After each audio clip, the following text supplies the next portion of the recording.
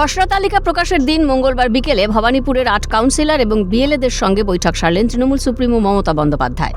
কালীঘাটের বাসভবনে প্রায় ১ ঘণ্টা ধরে চলে বৈঠকে দলের রাজ্য সভাপতি সুব্রত বক্সী, ফিরহাদ হাকিম, দেবাশিস কুমার, সন্দীপ রঞ্জন বক্সী, অসীম বসু সহ ভবানীপুর কেন্দ্রের অন্তর্গত ওয়ার্ডের ৮ কাউন্সিলর উপস্থিত ছিলেন। কলকাতার ভবানীপুরে প্রায় ৪৫,০০০-এর মতো নাম বাদ গিয়েছে। এসআইআর খসড়া তালিকা থেকে একজনও যোগ্য ভোটার যাতে বাদ না যায় তা নিশ্চিত করতে নির্দেশ দিলেন তৃণমূল সুপ্রিমো।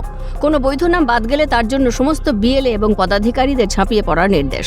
বৈধ ভোটারের নাম তালিকায় তুলতে সাহায্য করতে হবে। সূত্রের খবর, খসড়া তালিকা প্রকাশের পর যে সমস্ত যোগ্য ভোটারদের নাম তালিকা থেকে বাদ গেছে তাদের নাম ফের ভোটার তালিকায় অন্তর্ভুক্ত করতে হবে বলে জানিয়েছেন দলের শীর্ষ নেতৃত্ব। এদিন এসআইআর নিয়ে ক্ষোভ প্রকাশ করেন মমতা বন্দ্যোপাধ্যায়। অনেক জীবিত ভোটারদের মৃত হিসেবে দেখানো হয়েছে এসআইআর খসড়া তালিকায়। সেটা পুঙ্খানুপুঙ্খভাবে খুঁটিয়ে দেখার নির্দেশ দিলেন মমতা বন্দ্যোপাধ্যায়।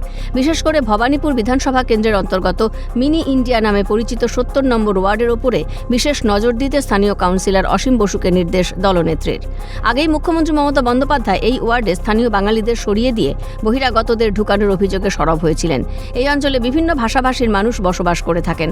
এছাড়া খিদিরপুর এলাকায় বেশ কয়েকটি ওয়ার্ড তৃণমূল সুপ্রিমো মমতা বন্দ্যোপাধ্যায়ের বিধানসভার অন্তর্গত।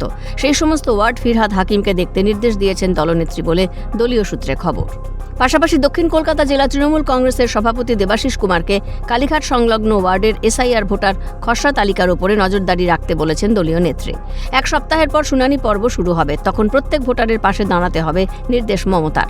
এসআইআর প্রথম পর্যায়ে এনিউমারেশন ফর্ম পূরণ করার সময় যেমন ভোটারদের সহযোগিতা করা হয়েছিল, এলাকাভিত্তিক ক্যাম্প করা হয়েছিল, একইভাবে এবার পাড়ায় পাড়ায় ক্যাম্প করে সমস্ত ধরনের সাহায্যের জন্য প্রস্তুত থাকতে নির্দেশ দলনেত্রীর। কোনো ভোটারের কাগজ নিয়ে অসুবিধে হলে তাদের মে আই হেল্প ইউ ক্যাম্পে নিয়ে যাওয়ার নির্দেশ দেন তৃণমূল সুপ্রিমো। প্রয়োজনে বাড়ি বাড়ি গিয়ে সাধারণ মানুষকে সাহায্য করুন বলে জানিয়েছেন দলনেত্রী। এদিন ভবানীপুর বিধানসভা কেন্দ্রের বিএলএদের সমন্বয় কেমন ছিল তাও জানতে চান মমতা বন্দ্যোপাধ্যায়। বিএলএরা অনেকেই জানিয়েছেন তারা সমস্ত বাড়ি বাড়ি গিয়েছেন, যতটা সম্ভব ভোটারদের পাশে দাঁড়ানোর চেষ্টা করেছেন। যদি কেউ ফর্ম না ফেরত দিয়ে থাকেন তাহলে তাদের সঙ্গেও যোগাযোগ করতে হবে। এছাড়া যাদের নাম বাদ গেছে তাদের প্রত্যেক বাড়িতে বাড়িতে গিয়ে খোঁজ করতে হবে।